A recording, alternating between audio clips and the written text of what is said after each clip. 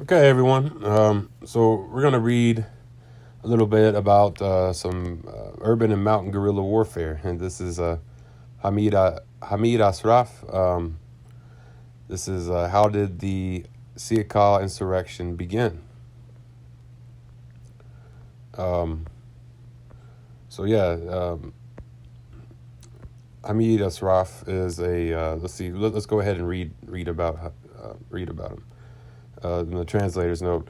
This is the translation of a pamphlet written by Hamid Ashraf, the key figure of the armed struggle in Iran in 1970s, and the leader of the Iranian People's Fedayeen guerrilla organization until his murder in 1976. This pamphlet is the most precise account by an eyewitness of Siahkal insurrection that is viewed as a crucial point in the history of Iranian revolutionary Marxist movement. Okay, so let's go ahead. There's 3 parts. We'll make this into 3 parts, and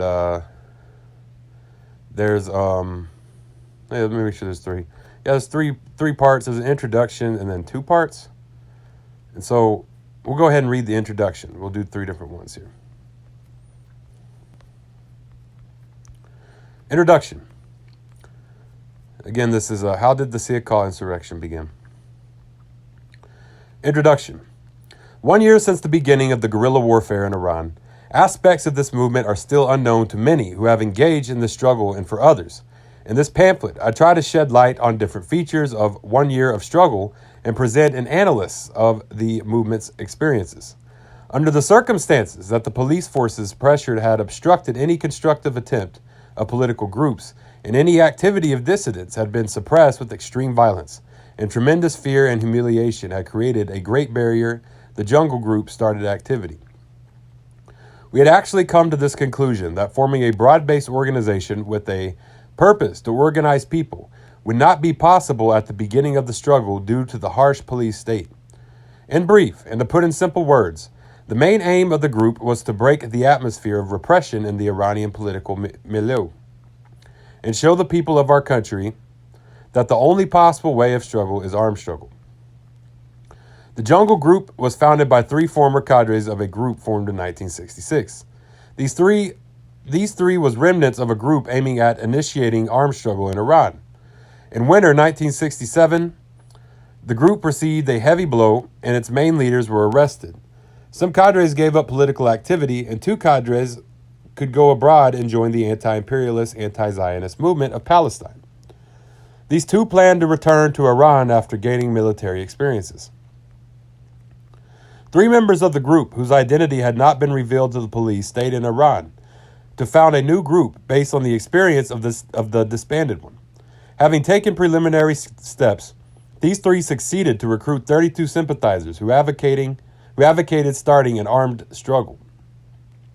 These people were organized in a clandestine group and began to provide logistics. In this period, all the cadres lived as ordinary people without going to hide out. And for this reason, they always faced the risk of being detained. This group was later known as the Jungle Group, was reorganized in fall 1968. The group had 8 cadres that increased to 22 in a period from fall 1968 to the winter of 1969.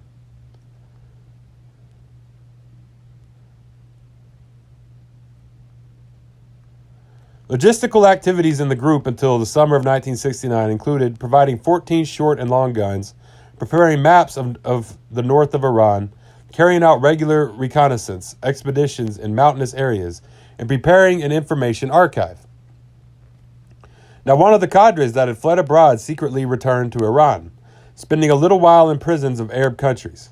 This comrade, Ali Akbar Safai Farani, could join Fatah, where he now nicknamed Abu Abbas, was promoted to the rank of the commander of Northern Fronts due to his brilliant qualities. He returned to Iran alone without knowing about the fate of the remnants of the group. His plan was to find and gather old comrades and organize a peasant revolt. In Iran, he noticed a well-prepared group which had acquired all necessary provisions, existed, and could serve for the implementation of his plans. With hopes revived due to the good preparation of the group, Safai returned to the Palestinian camps to seek help from the Palestinian movement and collect some ammunition. In spring of 1970, the ammunition were at hand, and Comrade Safai, as well as other cadre who had fled the country with them, came back to Iran. Their preparations equipped the group satisfactorily. From then on, the group focused on implementing logistical plans and further reconnaissance expeditions. To provide financial resources, the group invaded a branch of Bank Meli Iran in Vozara Street, Tehran, and confiscated a sum amounting of 1,600,000 rials that was totally spent for the group's plans. By assistance of our comrades in the north, we organized a system of food storage and communications. In September 1970, everything was ready for the start. Maps, pistols, machine guns, ammunition, explosives, individual and collective equipments, communication system, etc. Okay, so the next part, when we come back to this, it will be from Makar Valley to Siahkal. And yeah, Facebook, Twitter, YouTube, TikTok, Medium, all's Marxist saw. Go, y'all hit me up. We'll be back. We're studying guerrilla warfare right now is the theme that I've been on. Okay, so yeah, Dodada Goy.